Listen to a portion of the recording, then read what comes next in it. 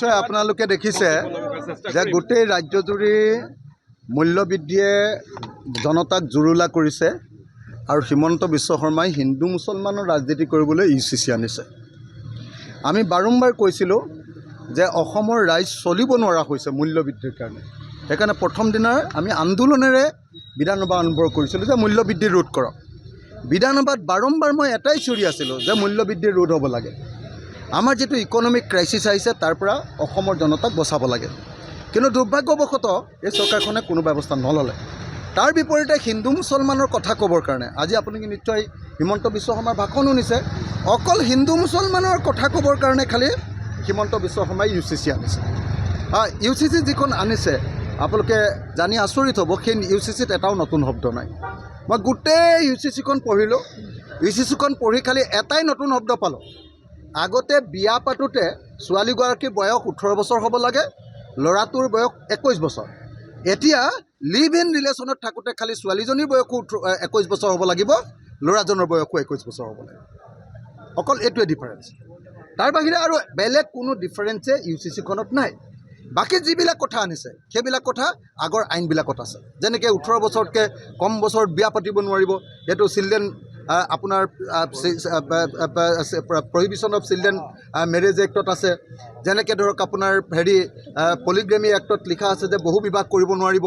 এইবিলাক কথা চব কথা লিখা আছে। আনকি আপোনালোকে নিশ্চয় জানে যে লিভ ইন ৰিলেশ্যনৰ কথাও ডমেষ্টিক ভাইলেঞ্চ এক্টত লিখা আছে। আৰু লিভ ইন ৰিলেশ্যনৰ পৰা জন্ম হোৱা ল'ৰাটোৰ কথাও আনকি আইনত লিখা আছে। কিন্তু এতিয়া নতুনকৈ তেতিয়াহ'লে কি আনিলে? নতুনকৈ এটাই এই গোটেই বিধানসভাখন এনেই বৰবাদ কৰি দিলে, টাইমবিলাক নষ্ট কৰি দিলে, য'ত আমি মূল্যবৃদ্ধিৰ কথা আলোচনা কৰিব পাৰিলোহেঁতেন, য'ত আমি ক'ব পাৰিলোহেঁতেন যে বস্তুৰ দাম কেনেকৈ কমাব লাগে।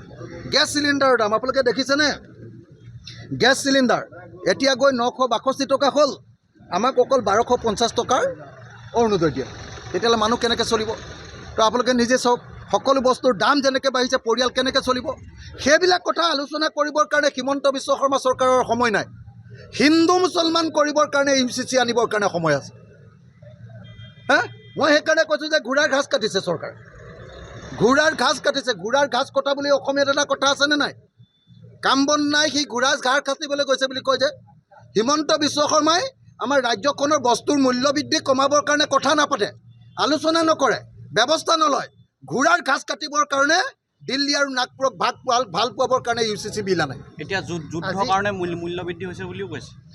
যুদ্ধৰ কাৰণে যদি মূল্যবৃদ্ধি হৈছে, ইয়াৰ আগতে যে পেট্ৰলৰ দাম, পেট্ৰল ডিজেলৰ দাম এই যে 48 টকাৰ পৰা আহি এই যে 96 টকা হ'ল, তেতিয়া যুদ্ধ লাগিছিলে নেকি? তেতিয়া যুদ্ধ লাগিছিলে নে নাই? আগতে যে 50 টকা এই যে ডলাৰৰ দামৰ লগত ভাৰতৰ টকা 50 টকা যেতিয়া হওঁতে, তেতিয়া যে নৰেন্দ্ৰ মোদীয়ে হাল্লা চিল্লা লগাইছিলে, এই দেশ গ'ল। এতিয়া 96 টকা যেতিয়া হৈ গ'ল, তেতিয়া দেশ যোৱা নাই নেকি? তেতিয়া দেশ যোৱা নাই? যেতিয়া 414 টকা গেছ চিলিণ্ডাৰ হওঁতে দেশখন খাই পেলালে কংগ্ৰেছে বুলি যে চিঞৰিছিলে, এতিয়া 962 টকা গেছ চিলিণ্ডাৰৰ দাম হওঁতে এতিয়া দেশখন যোৱা নাই নেকি? নৰেন্দ্ৰ মোদীয়ে ক'লে, হিমন্ত বিশ্বই ক'লে, হিন্দুত্ববাদীবিলাকে ক'লে, চব কথা সঁচা। আৰু আমি সঁচা মানুহবিলাকে, মানুহৰ পক্ষত থকা মানুহবিলাকে ক'লে সেইবিলাক মিছা কথা। সেইকাৰণে অতি স্পষ্ট ভাষাত আমি কৈছোঁ যে UCC যে আনিছে, এইখন হ'ল কাগজৰ টুকুৰা, দলি মাৰি দিব লাগে এই কাগজৰ টুকুৰা ডাষ্টবিনলৈ। ইয়াত একোডাল নাই, UCCত একোডালেই নাই। মই কৈছোঁ নহয়, অকল ছোৱালীৰ বয়সো 21 বছৰ হ'ব লাগে বুলি কোৱাৰ বাহিৰে বাকী একো নাই। আমি যি সংশোধনী প্ৰস্তাৱ দিছিলোঁ, এটা সংশোধনী প্ৰস্তাৱ তাত উত্থাপন কৰিবলৈকে নিদিলে অবৈধভাৱে। আৰে কংগ্ৰেছে কৰিছিলে, কংগ্ৰেছক দিলে নেকি? বেলেগ পাৰ্টিবিলাকক দিলে নে নাই? মোৰ যেনিবা 2 মিনিট দেৰি হৈছিলে। আগতে 2 মিনিট দেৰি ক'লেওতো চবকে দিয়ে মুভ কৰিবলৈ। কেলৈ নিদিলে?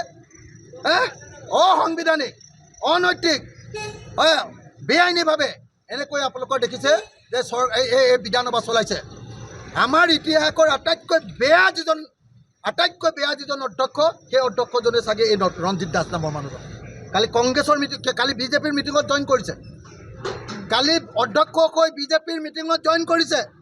পলিটিকেল পাৰ্টিৰ মিটিঙত জইন কৰিব পাৰে নেকি অধ্যক্ষই? অধ্যক্ষ হৈ ইয়াত আমাৰ দেশখন খতম কৰিবলৈ আহিছে। ধন্যবাদ।